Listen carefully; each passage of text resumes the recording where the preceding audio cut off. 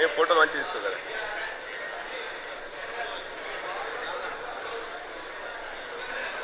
ठीक है. Hello, good evening everyone. Today I will speak about the cardiac problem. What the cardiac problem is in India, and I will tell you about the cardiac problem. In the WHO suggests about the cardiac, the coronary arteries and the other problems just like cholesterol and other things. You should avoid butter and the margarine or other things. Okay, thank you very much for the video.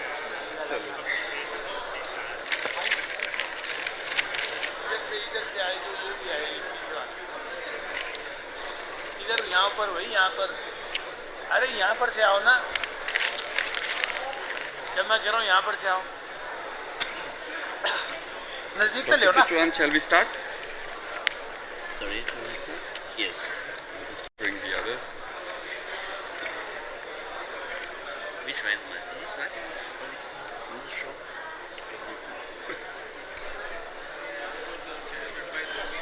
इधर से यहाँ पर से यहाँ पर आ जाओ और ऊपर आओ अब थोड़ा बैक तो ले भी आ जाए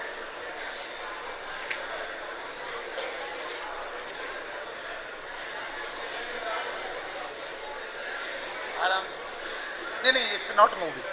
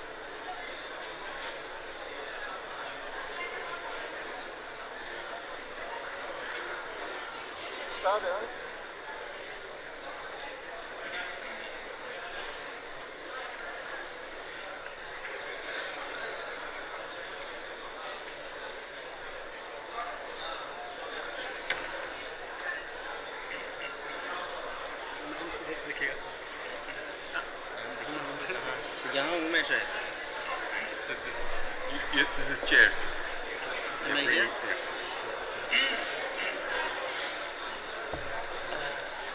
Thank you. Raja?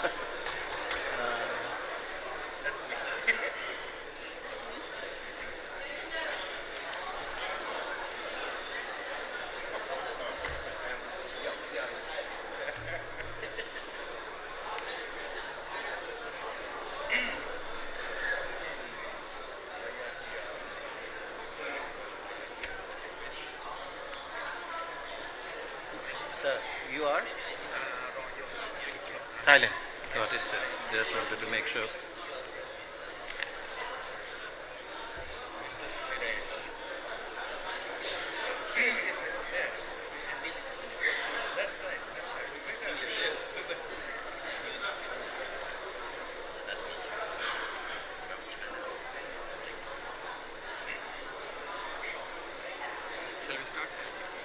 Start? Can we start from here? Or I go there? No, start from here. Okay. Good morning. So we shall begin the session. I am Arvind Panagaria, Vice Chairman Niti Aayog, Government of India, and I will be coordinating this session on the application of science and technology in future risk prevention. I will give some introductory remarks and introduce the speakers, and much of the good stuff will come from the speakers, and then we'll have some Q&A. Let me, as introductory remarks, make 5 points. First, we require a sharper problem definition because that helps galvanize scientific efforts and leads to tangible progress. As an example of this, when considering a cyclone, for instance, knowing what the speed of the cyclone is going to be with precision is of a lot less help than knowing where its precise location will be. Because if you know the precise location, you can then prepare for it. Also, if you can know the arrival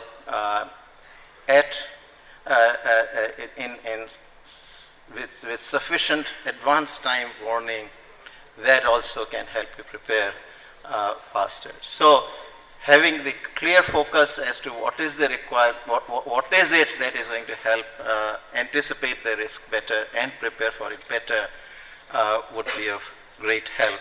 That's an example. Second point, there is need for multidisciplinary work for comprehensive disaster risk reduction. And I use the word multidisciplinary carefully instead of interdisciplinary, because we need really actually the top experts coming from each field coming together to then seek solutions. A lot of the applications are biased towards studying hazards. There are relatively few examples of studying of the interaction between hazards and current and future exposure of population, property, and economic activity and vulnerability. Studying such interaction will require multidisciplinary effort. In order to support such multidisciplinary work, there needs to be much greater cooperation between universities and technical institutions within countries as well as transnationally. Capacities of some of the universities and technical institutions can be utilized regionally as well as globally. Third, we also need to create and develop global public goods and optimize the use of those public goods and capacities. A good example of it is the International Research Institute, IRI, for Climate and Society at the Earth Institute at Columbia University, which is focused on seasonal climate predictions for the last 20 years. This has yielded specific societal benefits globally.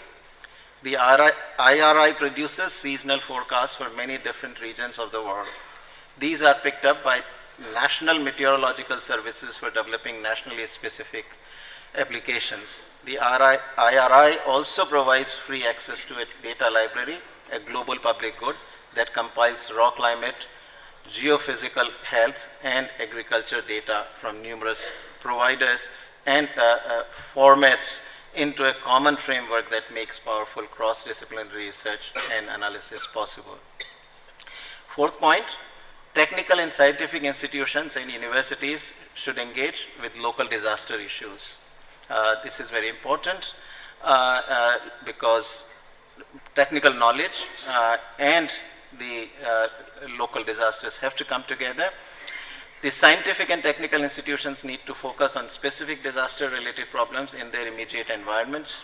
For example, universities in coastal towns may focus on solutions for cyclone and tsunami risk reduction. Institutions in mountain areas may study glacier, lake outburst floods. The tertiary education system should proactively encourage universities to work on issues of local relevance. Finally, we need to create space for dialogue between users and producers of scientific knowledge. There is also need for a more structured dialogue between scientists and disaster risk managers to maximize the utilization for existing scientific and technological capabilities. For example, it is only in recent years that meteorologists and seasonal climate forecasts have begun to sit in the same room when seasonal climate forecasts are released. The procedures and the producers and users of scientific information need to come together, both at the policy and operational levels. Today's featured event provides a good forum for discussions of how some of the countries in the region are addressing these challenges and how we can chart directions for the future. We have excellent representation today from a number of leading countries in the region, and I'll provide the introductions first, and then I'll invite the first speaker to speak. To my far left is Mr. A.S. Kiran Kumar. He heads the ISRO, Indian Space Research Organization. Immediately next to me is Mr. Royan Chitradan. He comes from Thailand. Next, to my right immediately is Joy Jacqueline Pereira.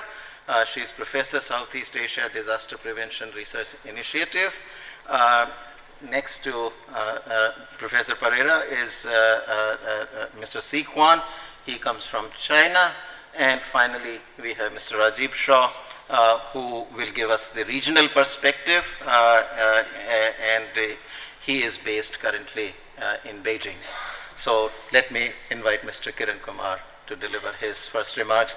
What we will do is each speaker will have about 10 minutes for the initial presentation, and then we'll have a discussion among the panelists, and then we'll throw it open to the audience. Thank you. Thank you, Chairman, for the opportunity. What I'll be doing is I'll give the perspective of the technology, particularly from the space technology related to disaster risk reduction and how technical information is being generated and how it can be used for various activities, and how India itself is making use of this. We have put more than 20 years of effort in synergistic use of space systems and airborne systems in conjunction with the conventional technologies towards supporting disaster risk management and prevention to recovery, and at all levels, local, national and global, by facilitating access to near real-time data, value addition information, and in a shortest possible turnaround time. In terms of disaster preparedness, flood hazard, landslide hazard zonation maps, management plans have been generated using historical data on occurrence of such disasters.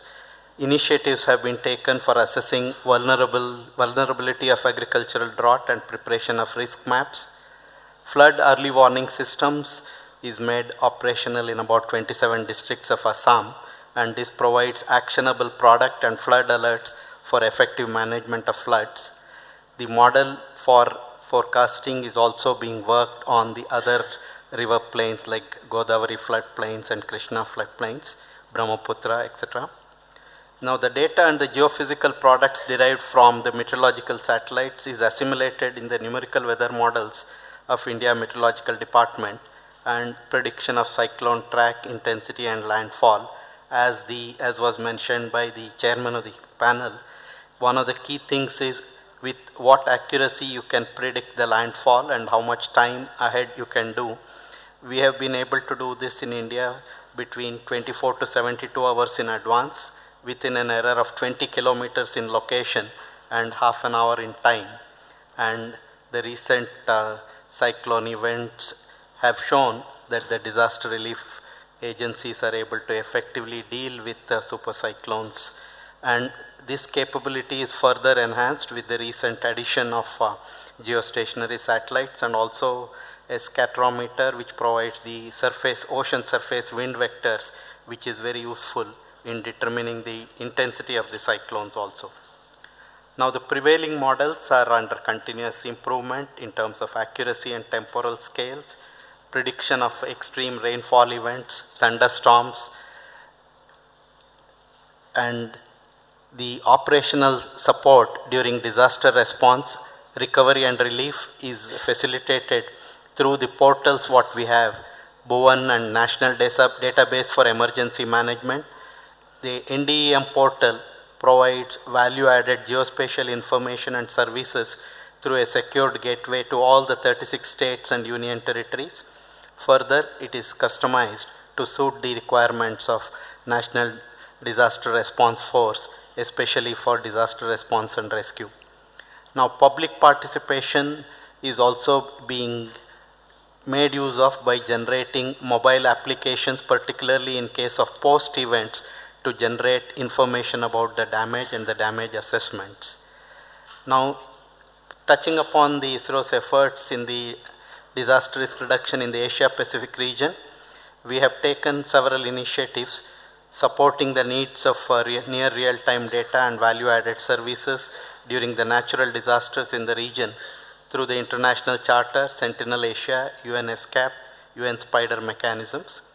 And also under the regional cooperative mechanism of UN ESCAP, we are providing technical support on drought monitoring and assessment of Sri Lanka and Myanmar. Ocean wind vector and ocean color products are made available to the global community. Weather conservation networks are being established for our neighboring countries like Bhutan, Nepal, Bangladesh under the SARC Storm initiative. And also under the India-Asian Space Cooperation, India is establishing a satellite tracking data reception facility in Vietnam. And through UN-affiliated Center for Space Science, Technology and Education in Asia and Pacific, ISRO is providing capacity building in variety of thematic disciplines and also through sharing expertise and best practices. In fact, a large number of people from the neighboring countries have made use of this opportunity, and particularly in terms of the science and technology, disseminating the information, this has been very useful. Besides ensuring continuity of data and services for disaster management, a strategy is being drawn up for augmentation of space system through development of newer instruments and multiple payloads. The emphasis is also on the risk reduction by improving early warning of disasters and real-time advisories to mitigate the risk. A large-scale identification of in-situ measurements is also being planned to improve on the capabilities. Now, India has rightly recognized the importance of mainstreaming the disaster risk management into the developmental process and hence has paid increasing attention towards the inclusive development which will ensure sustainable livelihood for the community, making them more resilient to disaster. In this context, the various mechanisms the government has set up and also bringing in a Cooperative Disaster Management Act in 2005 and setting up of National Disaster Management Agency and also National Disaster Management Plan have been done by the government, and we are working with the various institutions in the country, academic institutions, to disseminate this information and making its use more effective. I think this in a summary is what I would have. Thank you.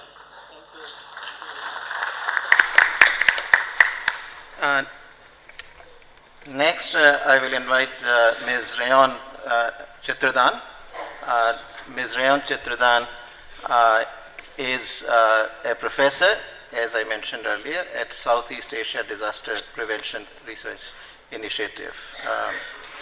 She replaces our original speaker, who was Professor Zakri Abdul Hamid, scientific advisor to the Prime Minister.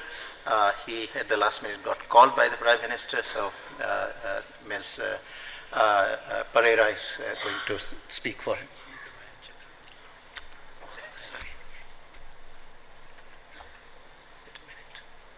Wait a minute.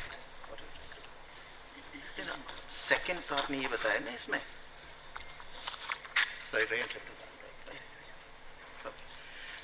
sorry, I made a mistake. Mr. Rayan Chitradan is right to my left, not to my right. From Thailand, and he'll be our second speaker. Sorry.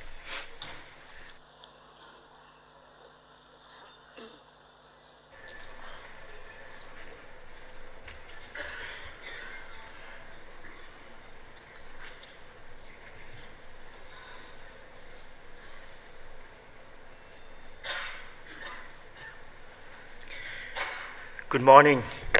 I'd like to talk about the S&T for water disaster risk related problem and about the research and development, what is going on in Thailand, what we could achieve. And then the second point that I like to present is about the pilot project that we are working. And then the last part, I will talk about how we could scale up that. So I start with the Hydro-informatics. It's tools or engine for the water resource management. If we could improve the water operation, the water management for the normal situation or for the normal operation, then the risk will be reduced. This is our concept. This project is, this system is, it takes about 20 years under His Majesty the King Bhumibol advice. This is what we are doing. We start since 1998. We are working with the MIT, Massachusetts Institute of Technology and 5 or 6 agencies in Thailand to develop some technology like a data warehousing and also the visualization tools. And then in the year 2003, we start to work on the telemetering system to create the monitoring system. And right now we have about 850 online telemetering system around the countries. And after that, we start to do more in monitor, not monitoring only. We start to analyze the data. We start to do forecasting. And you will see that I think in Asia it's about the same. We have altogether 34 agencies, the government agency, that related to water management. So the concept that we are working on is distributed work, integrate function, and how we could do this without information. If we fail to integrate the information, the management will not happen. This is the concept that we are working on.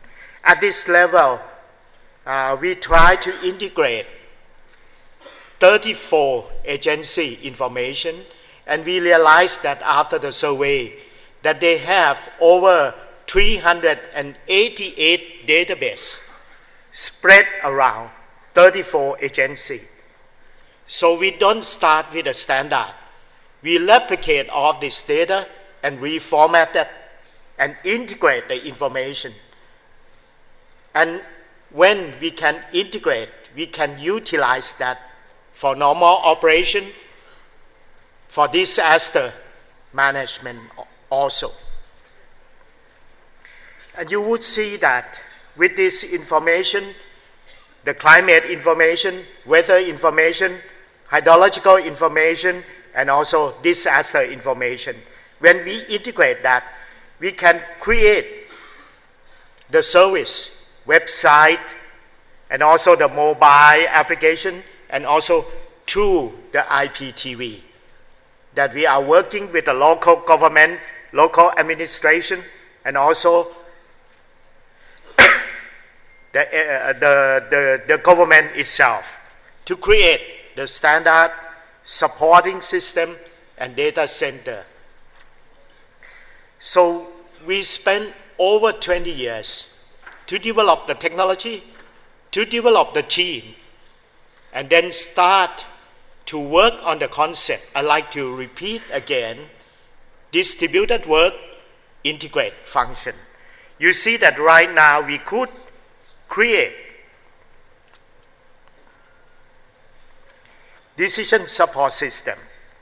Data integration is almost done, and right now we start to develop standard. And you see at this point, last year, all the information that we integrate for the daily operation and also for the weekly operation to create the water budgeting to improve the normal operation. If we could improve the normal operation, then the disaster or risk is reduced, it's dropped.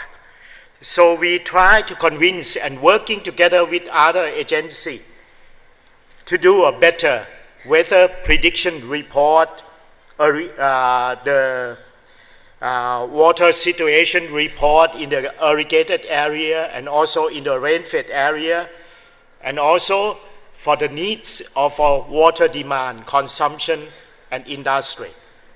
And also, we cannot miss that the ecosystem and water quality. The sixth part of the report, it's about the disaster. And for the power or electricity generating, and for economic and social development. But the last part is R&D part, is an infrastructure for the water system management. With this 9 report, every day we can submit that to the Prime Minister Operations Center, the single integrated report. This would help us to pass through the flood that happened in the year 2011 and also in the year 2012 we also have heavy rain or more rain. And suddenly in the year 2014 and also 2015 the rain dropped. Last year we had a lot of problem because of the rain is dropped about 15%. So we pass through flood and we can pass through drought with management improvement. The single report. This is all the service that we open to the public, not only the government agency. We open all this to the public.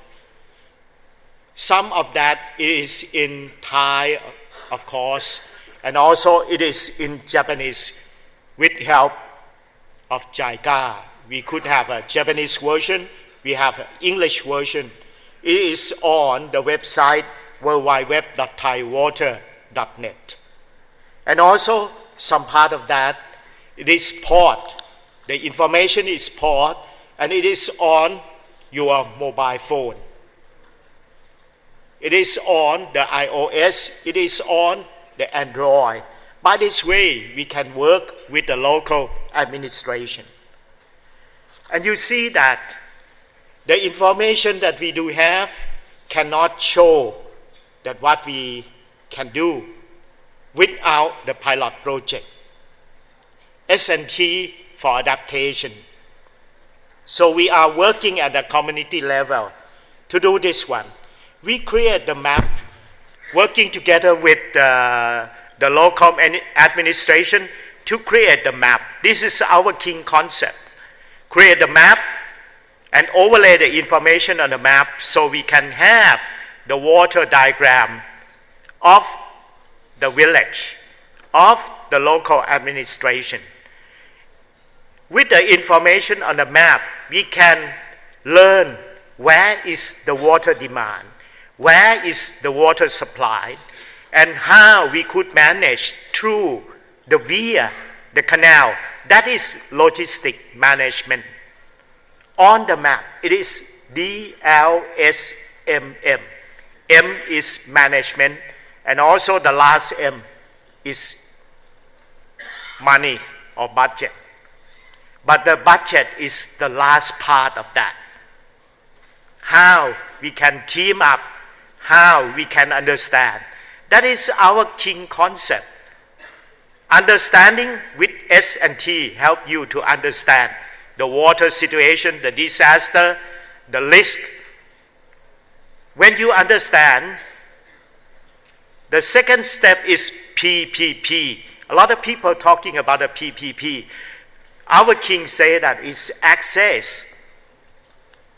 The public, the government, and also the private sector can access to the information and working together, then the last part is development. With this way, we can gain the efficiency and the quality of work. This is the village that we are working on. Right now, we have over 600 villages around the country that we are working on, because in Thailand, yes, of course, we spent over 60 years to develop the irrigation system. But anyway, the irrigation area is only 20% of our agricultural area. 80% is still in the rain-fed area. With this information, they can create their own infrastructure, that they develop the community water resource management. So I'd like to show you some good example.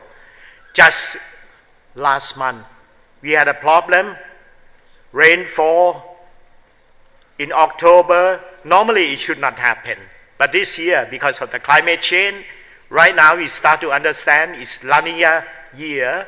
Then we have heavy rain in the lower central floodplain, and also in the lower north of Thailand.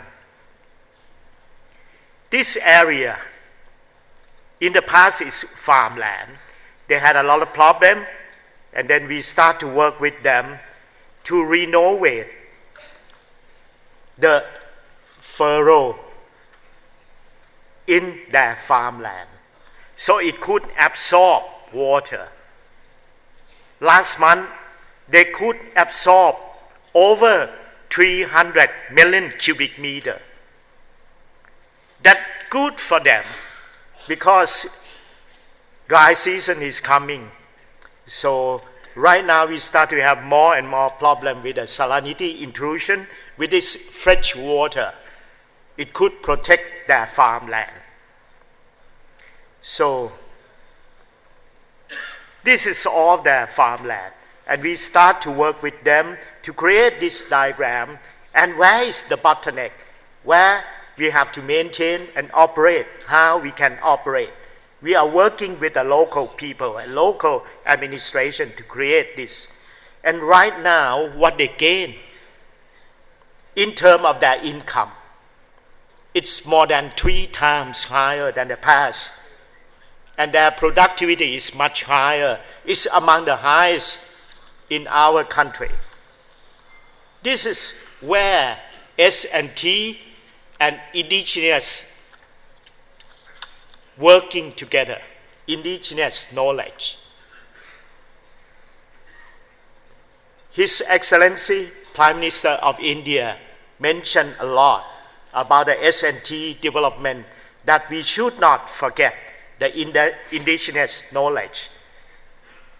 If you start to work at the local level, at the micro level, then you start to learn about the indigenous knowledge.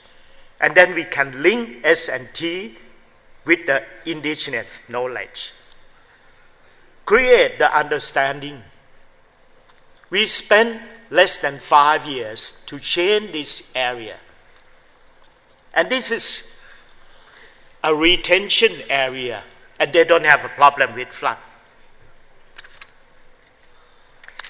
You see that we can create water security, food security, and we are about to create the energy security. That is the last part of the nexus. That is the main indicator of SDG. A lot of people talk about the SDG, but how? Then we start to work at a scale up that. Because under the ASEAN, there is a committee on science and technology. So we are working in this science and technology committee.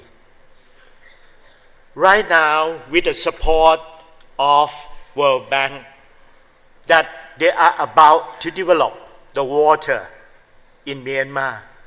But they like to see that before we start to think about the planning, we have to think about the information and data collection. We will repeat what we are doing in Thailand. Distributed work, integrate the function through the information system. HIC, Hydro-informatics Center, is about to create in Myanmar. We are working with Myanmar, create a workshop, and also this is our plan with Laos. In Laos, we have to start with integration first, because it's about the same. In Laos, there are more than 40 agencies that related to water. So we have to learn how to integrate before we jump to the other goals or to the other activities. So I think that with the science and technology, with the pilot project, with some concept, under His Majesty the King advice, what we are doing in Thailand, I present to you. Thank you. Thank you very much.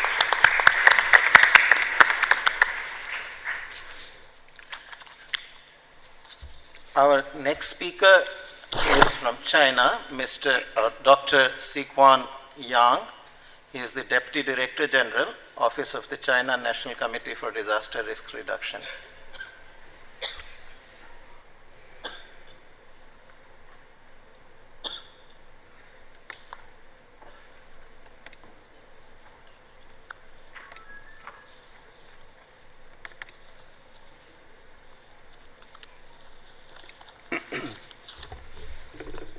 Good morning, everyone. Thanks to Chairman. I come from National Disaster Reduction Center of China. About science of application in disaster management in China. First, I want to give a general conclusion about the features in science application in disaster management. First, we pay much attention to the top-level planning for science application in disaster management. And in China, every 5 years we will finish and formulate the comprehensive disaster reduction and prevention planning. And based on this planning, normally we also will formulate the science development for 5 years. So this is very important and the basis work for us to improve the science in disaster management. The second point is we focus on the requirement from decision making. And that means all the science work and technology work will be carried out with a purpose to provide the support to the decision making for the officers. The second point is we enhance cooperation among industry, university, institute, and users. That means we will try to play all the roles from all the aspects to support science research and apply them to support officers. The fourth point is to keeping open to other countries and organizations. During the science research and application, we try our best to establish the cooperation model with other countries and with other organizations, and to innovate, create the new model, such as we establish the multilateral cooperation and bilateral cooperation model in disaster risk, early warning, and disaster losses assessment. And this is the fourth point. The last point is to play important role of NGO and civil society organizations to investment to disaster risk management, especially to solve some science problem in this field. This is just the general conclusion to show how we improve technology and science, and how to use technology and science result to help officers to improve the disaster risk and disaster management capacity. At the second point, I would like to show some capacity building from 4 aspects. The first one, as everyone knows, disaster is very serious in China, and almost all the kinds of disaster will occur in China, in the world. And the second features for disaster in China is disaster has very obvious features in China. That means normally the droughts will occur in the northwest part of China, and the flooding will occur in the southeast part of China. Typhoon disaster will occur in the east-south part of China. And the landslide and earthquake will occur in the southwest part. That means the region, it has very obvious regional features. This is the second feature of disaster in China. The third is disaster cause lots of losses in China. Here I'll just list some data for the past 5 years about the disaster losses in China. First, in the past 5 years, about 310 million people were affected by disasters, and over 1,500 people died or missing in the past 5 years, and about 700,000 houses collapsed caused by China. And so all the data show the disaster is very serious in China and it causes lots of losses in China. The second point is how to manage disaster risk in China. We insist the new concepts. We insist shift from disaster emergency relief to disaster preparedness. And we insist to shift from response to single hazard to multiple hazards. And we insist to shift from reducing disaster losses to mitigating disaster risks. That means we pay much attention to disaster risk prevention and governance. And about the practice of science and technology application in China, I just mentioned we based on the comprehensive plan for disaster prevention and mitigation. We formulate the scientific innovation plans for disaster prevention and mitigation. And in this year, we just formulate this kind of planning for the coming 5 years, and we finished. And in this planning, we will list what is the main task for technology and science research and its application in disaster management in China, and what is the main projects we will carry out. And all these things will be determined in this planning. So it's a very important basis work for us to improve science research and application in disaster management. And then, what is the task of science and technology application in disaster management in China? We have 5 aspects. First is to strengthen coordinating of scientific resources in disaster, enhancing the transformation, promotion, and application of science outcomes. The second is to strengthen researchers on basic, serious, and key technologies, promote the application of new technologies such as Internet Plus, big data, cloud computing, and remote sensing and communication technology. And so these are all the very important tools to support disaster risk and disaster management. The third is to enhance the research of key technologies. That means how to use the modern science and technology to reduce disaster risk. There exist lots of key technology need us to solve.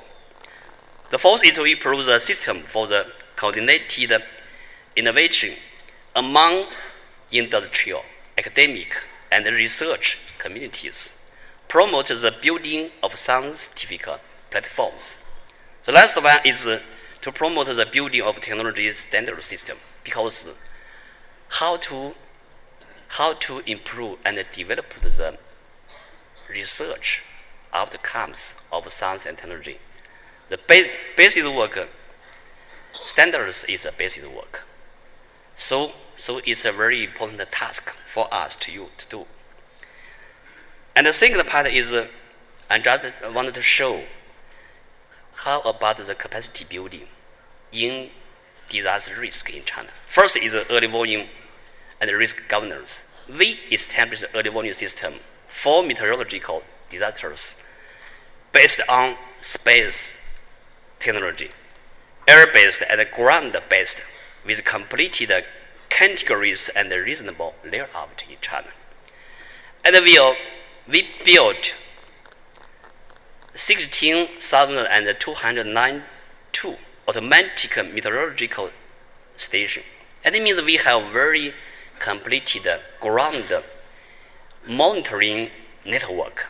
And this can provide very detailed information about the meteorological monitoring information and to support the early warning system for meteorological disasters. The second is we established the early warning system for hydrology disasters. We built a national observation system for droughts, built flood forecasting systems, built monitoring and early warning systems for hydrological disasters. The third is we finished the establishment of monitoring and fast report system for earthquake. Because what happened, the officers should know how about disaster losses affected in time, because they should take the immediate response to disaster. All this work should be based on the disaster losses information. So we finished the establishment of a monitoring and fast report system for earthquake. And then we finished the monitoring system for geological disasters. Why I mention this kind of disaster? Because in China, flooding, droughts, earthquake, at the last study, it's very important, very serious. It's the main types of disaster in China. And in the 5 aspects, we strengthen the ground station monitoring station establishment. At the same time, we also pay much attention to the construction of spatial information infrastructure. This is very important work. Now we established a series of observation systems, such as for the meteorological satellite system, for Beidou navigation system, for HJ observation system, for Earth observation system with higher resolution. That means we have lots of serious satellite to support our work to carry out the disaster losses monitoring and assessment. And about loss assessment and immediate response, it's very important. After we have the capacity for disaster early warning and information collect, and the second step for us to improve is to how to get losses assessment work. First, we establish a disaster monitoring and warning system by using remote sensing satellite, using UAV data, using near space platform, and we integrated the information from ground station, from remote sensing platforms, from near space platforms, from AV platform, and comprehensive all the related data to carry out disaster losses assessment. About the disaster losses assessment, we established the fast evaluation system. That means after earthquake happened, we can finish the rapid assessment about the disaster losses within 1 hour, and report it to the officers of in China. In other hand, about the floods, after the floods happened, we can finish the rapid losses assessment within 3 hours. About typhoon and also within 3 hours, we can finish the disaster losses assessment and finish the report reported to the officers. And also, after all the disaster, such as for the Wenchuan earthquake, after the immediate relief phase is finished, we will shift to reconstruction phases. In these phases, we should finish the comprehensive loss and damage assessment, and to show how about losses caused by earthquake, and to help the government to make the planning for the reconstruction. The fourth one is satellite-based immediate mapping mechanism. This is a service work. That means all the data out of it process, we will making the decision products, and we establish the immediate mapping mechanism to provide the product service to the officers. Of course, not limited to China. We also provide this kind of service to other countries. And we also establish a command system for immediate relief to realize different levels communication during disaster immediate phases. And we also finished the allocation on immediate response technology and equipment, such as UAV and Beidou and so. Last one is the standard. We establish serious standards for science and technology application in this field. About the information report and the release system, because all the work, the result should be reported to the officers and released to the public. And now we established the 6-level disaster information report system. And that means by using this system, we realize the disaster losses information reported from village to the town, to the county, to the city, to the province, to the nation. The second is we establish release disaster early warning information and losses information release system in China. And this is the disaster risk information early warning system release center in China. We located in the meteorology agency in China and provide the disaster risk information to the public. So this is very important work.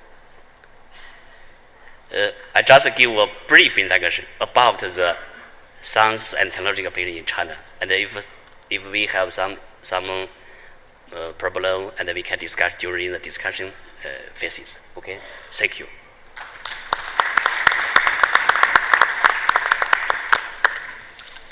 Thank you, Dr. Yan.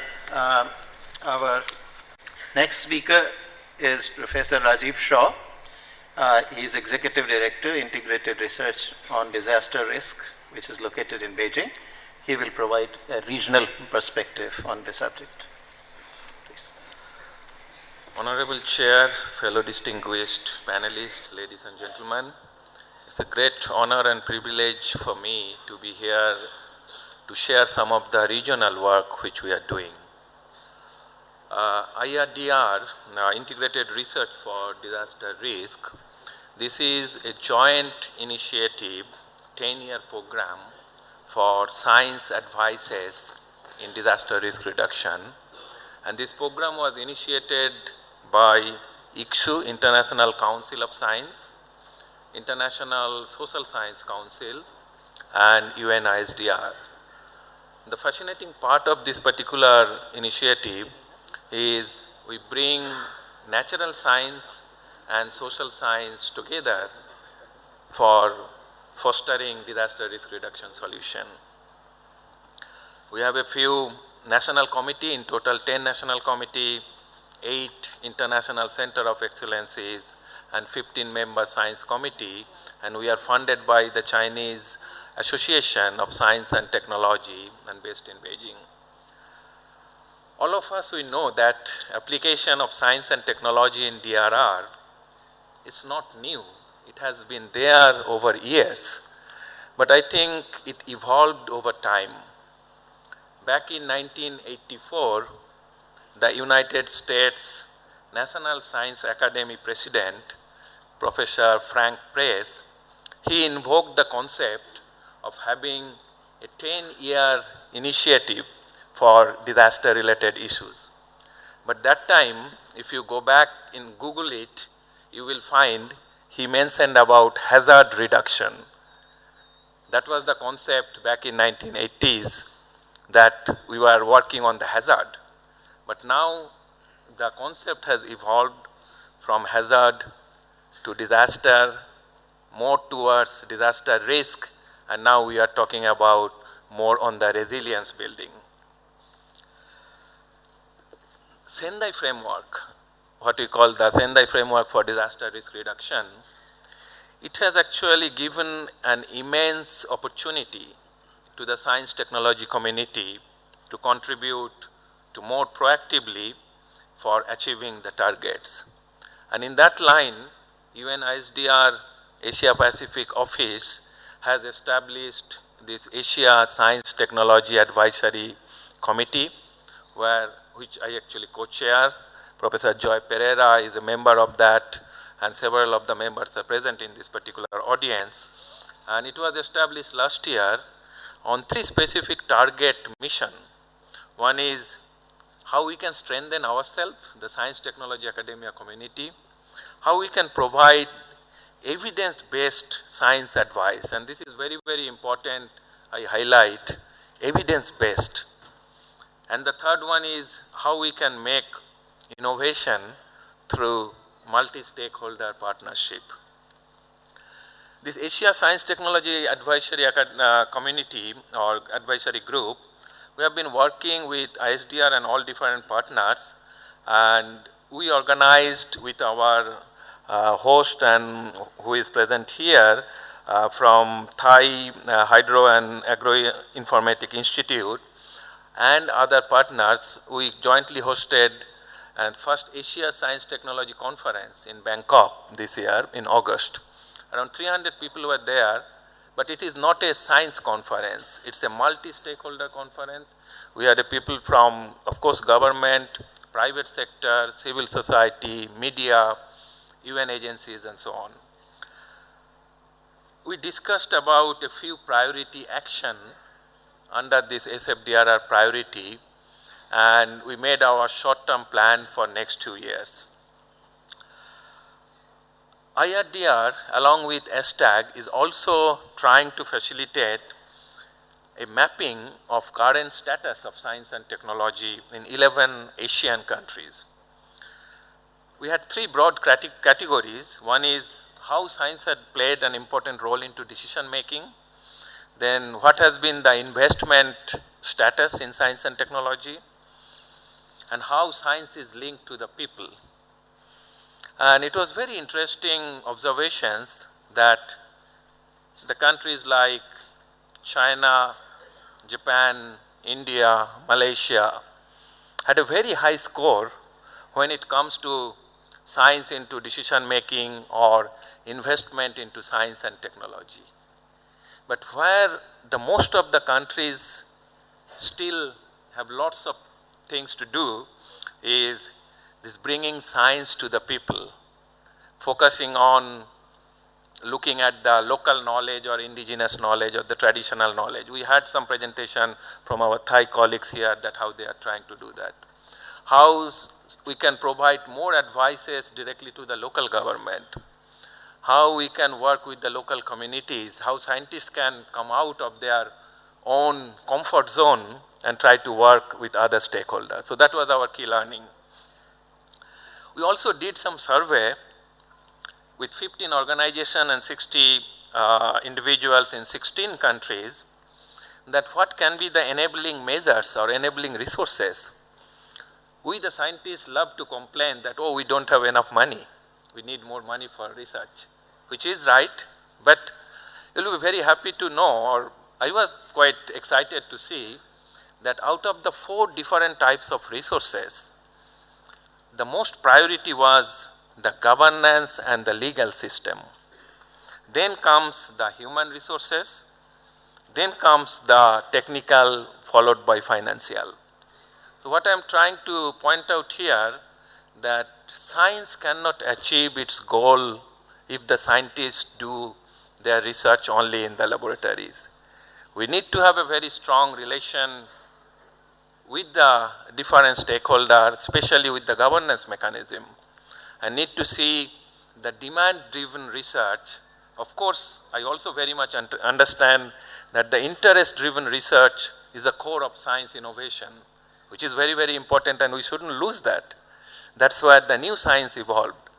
But how we bring science to more to the demand-based, I think that's where we need to work more in future. So that's my first part. My second part is try to focus on good practices, and you know that there are many, many good examples of science application over the region.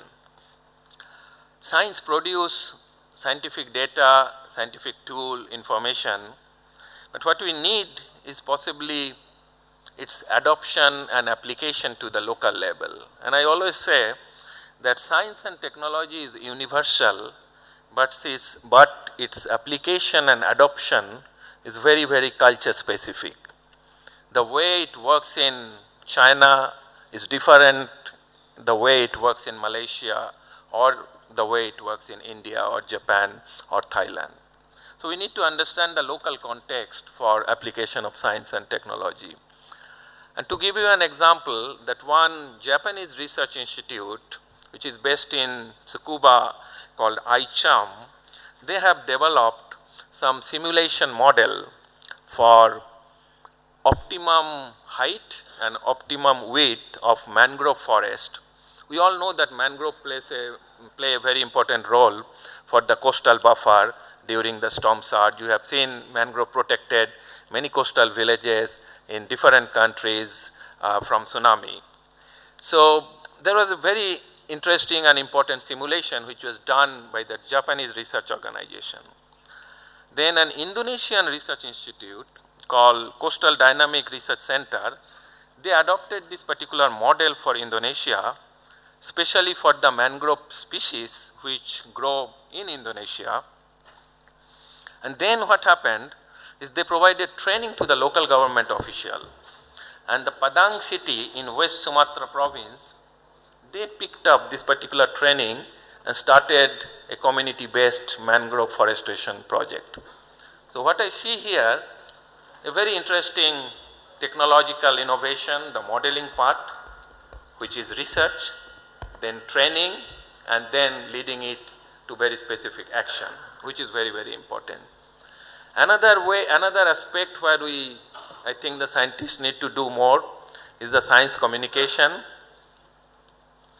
And science communication is something like we have seen that in Philippines during the Typhoon Haiyan in 2013, that there was a warning which was generated, but very few people understood that particular warning.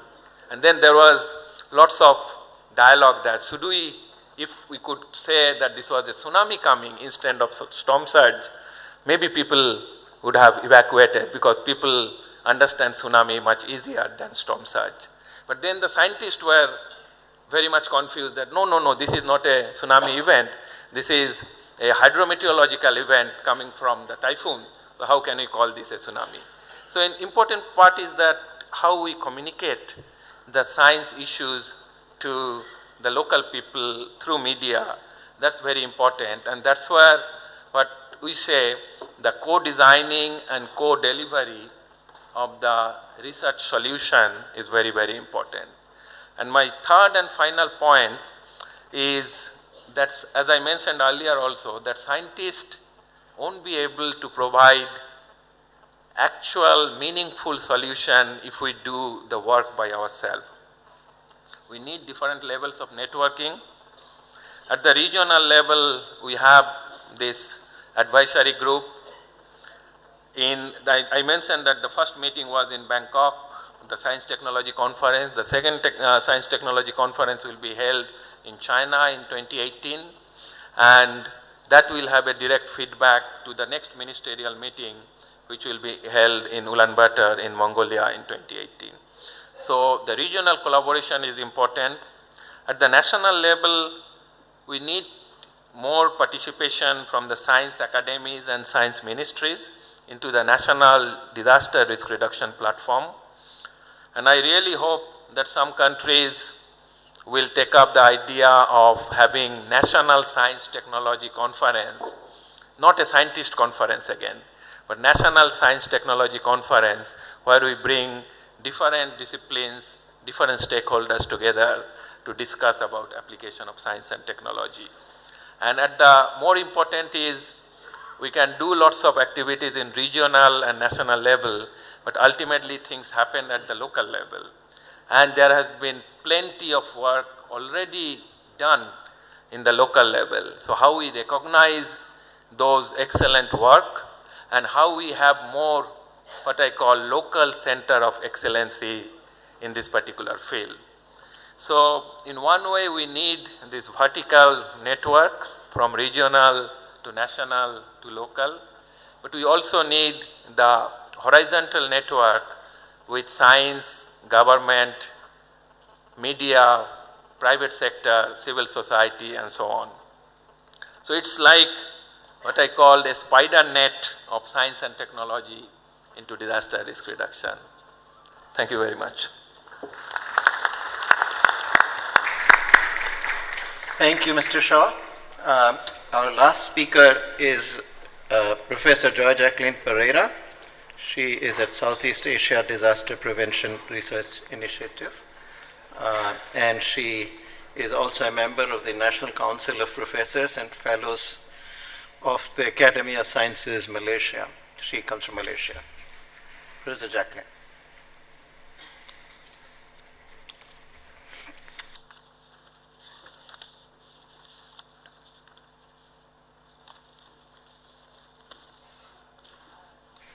Guests, ladies and gentlemen, allow me to convey first the regrets of our science advisor to the Prime Minister, who's unable to join us. He was on his way, but he was called away on a national issue. And his intervention is essentially on mainstreaming science and technology for disaster risk reduction, for disaster risk management. And if I can move this slide. Next. Okay. Many countries already have an office of the science advisor. In Malaysia, the science advisor strives for neutrality, objectivity, and for optimization of intersectoral strengths across government and the private sector. And the main function in this context is to prioritize the role of science and technology for national development, strengthen the investment for research and development, reinforce human capital for S&T, as well as encouraging science and technology-based innovation in business, in addition to promoting science diplomacy. I'm sorry I can't get these buttons to work. There we go. Now we are in business. And science to action is a very big business in Malaysia. This is a programmatic flagship of the Office of the Science Advisor, where you bring science to governance, where the thrust is to strengthen public-private delivery systems to act as a catalyst to development of science, and science for well-being focus on standard of living through the usage of mastery of science and technology and innovation. And science to industry is to establish an innovation culture and strengthen the capabilities of the industry to generate new wealth. However, our science advisor has been requested to provide rapid advice in cases of emergency, particularly in 2014, where we had a first incident of the what for our country is catastrophic flood, and areas that never experienced flood before were flooded and inundated, and water rose to unprecedented levels. And of course, Office of the Science Advisor was asked, what is the science and technology response? And similarly, in the cases of haze, air pollution, the Prime Minister sought to, the scientists out, and the Science Advisor had to convene sessions. And given the climate-induced disasters that are increasing like some threefold over the past 4 years, where in the form of floods, flash floods, storms, and landslide, the country is increasingly experiencing intensive climate-induced events, and losses are increasing. Science and technology also has to play a role here. And in this context, the questions asked, science and technology has to respond to what are the new risks, who are the vulnerable groups, where are the exposed assets and supply chains, among others, how to build a resilience.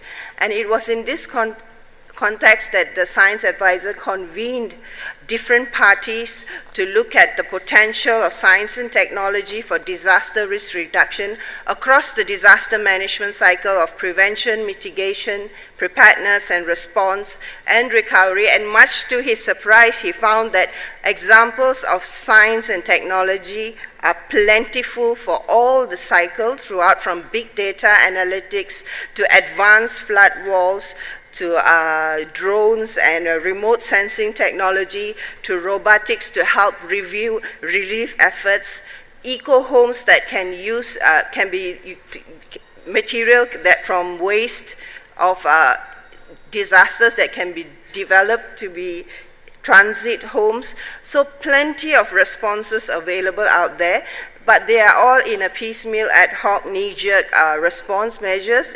People don't know about it. Hence, the question became how to mainstream and deploy science and technology that is socially relevant to the local level.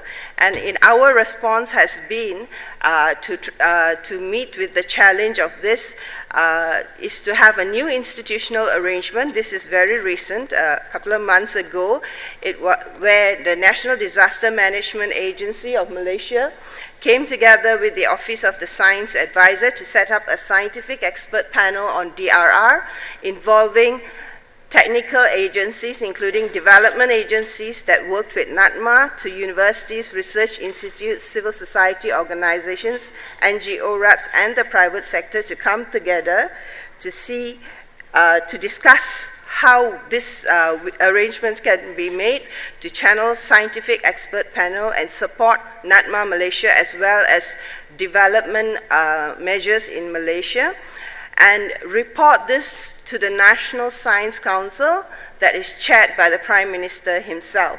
So this will get very high level attention. And the idea is that you want to be able to, as we shift from disaster management to disaster risk reduction, you want to be able to channel down your science and technology through different pathways than the traditional ones used during the HFA. In the Sendai framework, you would use all the development agencies, you would take down your science and technology, but at the same time, you would need local information coming up from this, that is area-based. And what you want is contact and area-specific risks and opportunities identified for climate-resilient development, which is the goal of our national policy on climate change. So this was the, this is the institutional arrangement that is now going to be operational starting by end of this month, where the first meeting will be convened and the plans will be rolled out. And it is in this context that we see the possibility as well for using DRR to develop on synergies with the Sustainable Development Goals, where science and technology will have an entry point to build resilience and reduce exposure from climate-related events to for food production systems to strengthen food production systems. We think in terms of, obviously, for the reduction in mortality, which is also becoming a concern in the country, and also increase the planning of cities and such in human settlements, and to strengthen the resilience and adaptive capacity to climate-related hazards and natural disasters in the country. So based on the Malaysian experience, I'd just like to share 3 key messages. Number 1, science and technology solutions are plentiful. Yeah, there is no lack of it. Number 2, science and technology has to be mainstreamed and channeled to the local level, but this must be complemented with bottom-up information and local engagement to be socially relevant. And number 3, as our chairman has eloquently pointed out, collaboration involving multidisciplinary scientists and multi-sectoral agencies is critical, particularly at the local level, and strong national coordination can support this process, and this has been the case in Malaysia. Thank you very much for listening to me. Thank you, Dr. Pereira. That completes the formal presentations of our 5 speakers. I think we have just about enough time for maybe 3 or 4 questions from the floor. I shall invite the questions. Let me just say that please hold the temptation to make long comments. Ask your questions in a pointed way. And also, please identify the panelists to whom you are directing your question. Sir, I have one question. Sir. So, good afternoon, everyone. I am KP Singh, DIG from Border Police. My question is related to the awareness and training. A lot of emphasis has been given on science, technology, infrastructure, flow of fund, governance, etc. My question is related to the practicality. Recently, the disaster reduction reduced, Diwali celebration related disaster reduced to considerably just due to the involvement of the youth, children, and society. So my question is, what are the policies and what are the strategies for the Asian countries so that the knowledge can horizontally proliferate for the benefit of society? So what signal can emit out of this forum? This is my question. Okay, Mr. Shah, would you like to take that? Thank you very much. Yes, I also heard this in the last session that the fire incidents due to Diwali has dropped by 50%, and you are absolutely right that the message has to be very clear in the sense that science, the local community, the civil society, the youth group, the women's group, we need to all work together, and that's where what we call the science communication. And in many countries now there are very clear strategy of science communication that which type of message needs to be for which type of specific group. And for that we also need a very strong role of the media, where the science information goes through the media properly, not to panic people, but to provide right advice at the right time. Thank you. I have one question. Wait. So we have one here. Please also identify the panelists to whom you are directing your question. And please ask question, not comment. Mr. Chair, thank you for the time. My name is Gangalal Tuladhar. I am from Nepal. Currently, I am Member of Parliament, and previously I was the Minister for Education. I am asking the question to Dr. Yang from China. All of us know that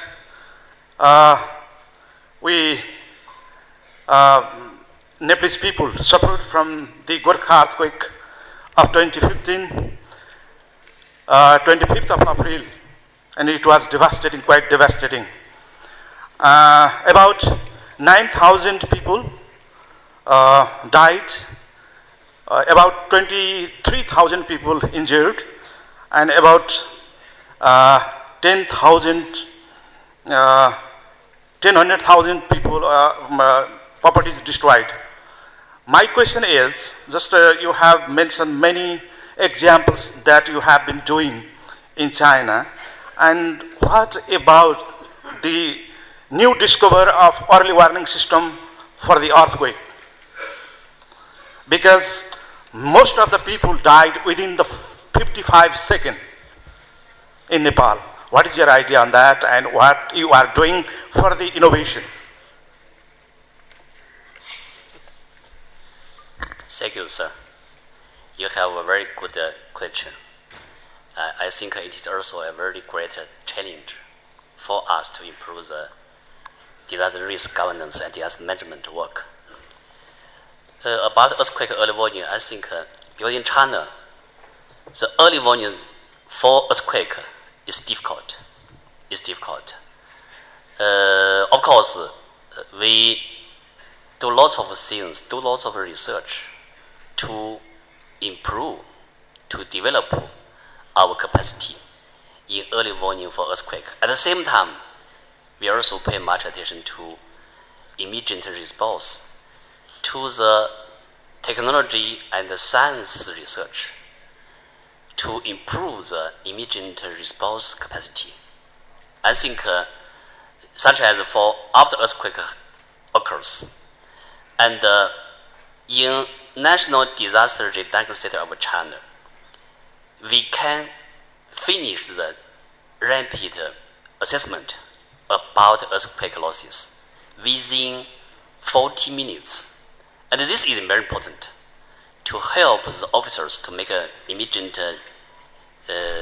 response decision and to take actions to carry out the disaster relief. This is very important.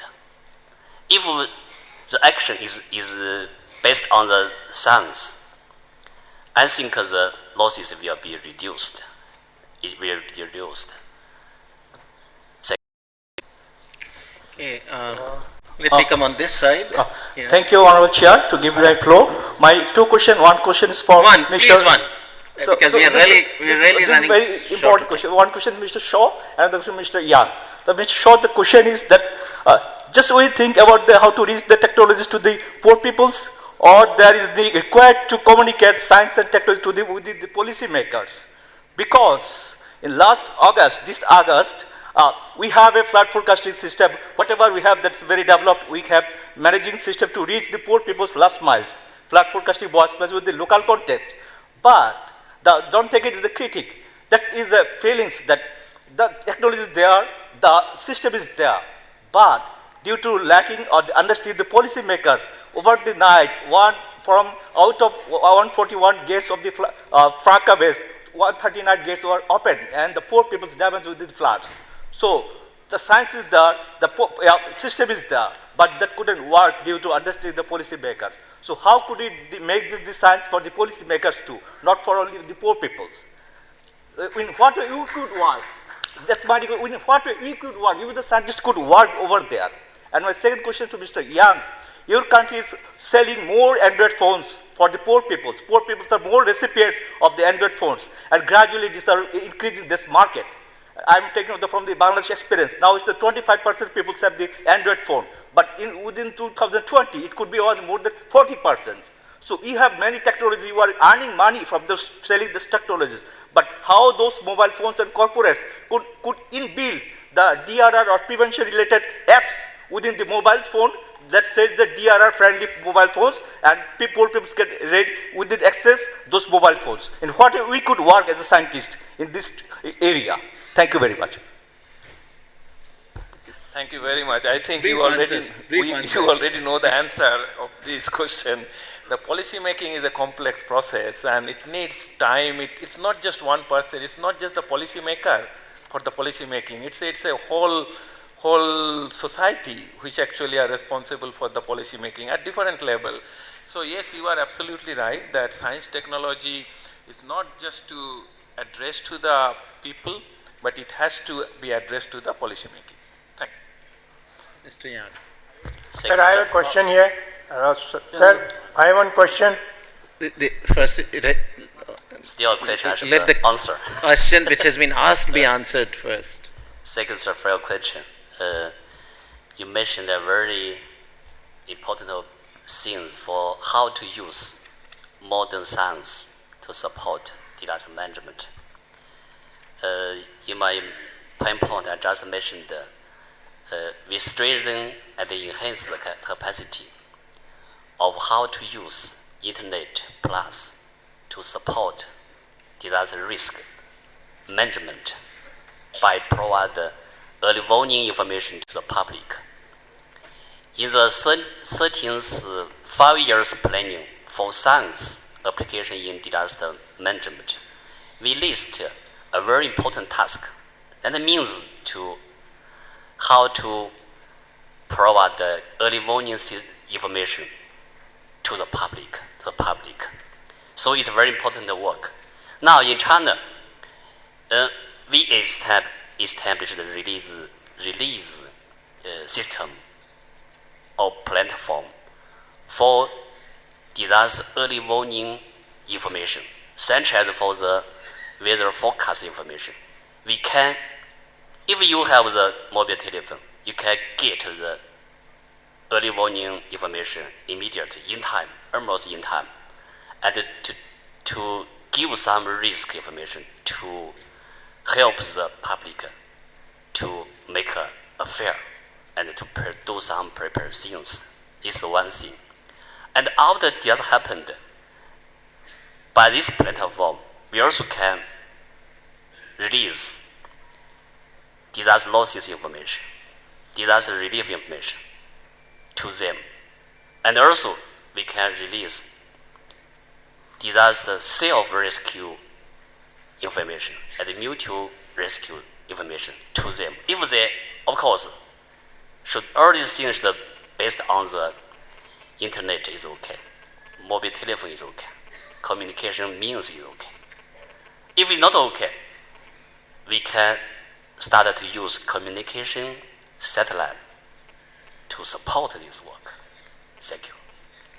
Sir, one last question back there. Yes, please. Sir, I am waiting here. Sir, I am waiting here for from day one. Look, there are lots of hands up, more than we can have given the time constraint. The panelists will still be here, so you can come and ask your questions. But I think in the forum, I can allow just one more last question, and then I have to conclude. Please. Sir, I am Shoibal Ghosh from Geology. No. Sorry, I asked the. Yes.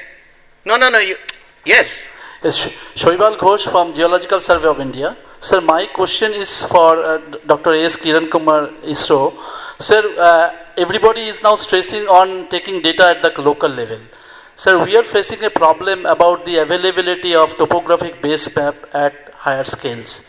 So, do you have any plan, sir, from the ISRO to supply that sort of thing? Because still this is a problem. In our country, we are having only 1:50,000 scale topographic base maps from Survey of India. So this is a challenge, because now the challenge comes to collect the data from the local level. Thank you, sir. Currently, in terms of topographic information on Bhuvan, we are providing even the digital elevation model and also digital surface elevation models information at much higher scale and also at a much smaller intervals. This is available on Bhuvan at certain level, and if you are interested in more specific, you can get it with a specific registration done at Bhuvan. Thank you. With that, I think we'll conclude the question answer session. I'll conclude the session with some of the recommendations that have been made by our panelists. I think we had the recommendation from ISRO to my left that we must complement space-based and terrestrial technologies to develop applications. Also, we must focus on developing applications of existing knowledge and technical capabilities. From Thailand, we had the recommendation that we ought to try to integrate information from multiple agencies and sectors, which can lead to double benefits, such as regular development of water and power, and at the same time flood protection and drought management. Also, we should develop communication tools to make information more accessible, understandable, and usable by communities. From China, we had the recommendation that we should embed science and technology strategy in the overall disaster risk reduction strategy of the country.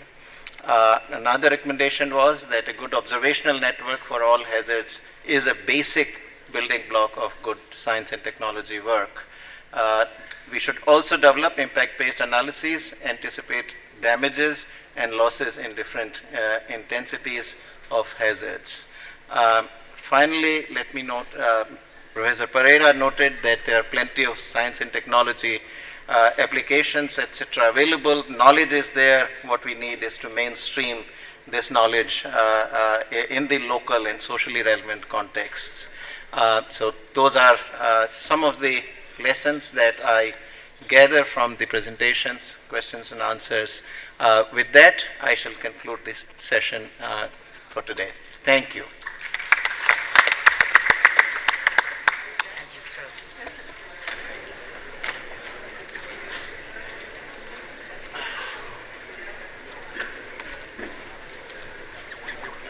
Very good to see you again. Thank you. Thank you. Very sharp points in the beginning. To contextualize my point. Thank you. Thank you very much, sir.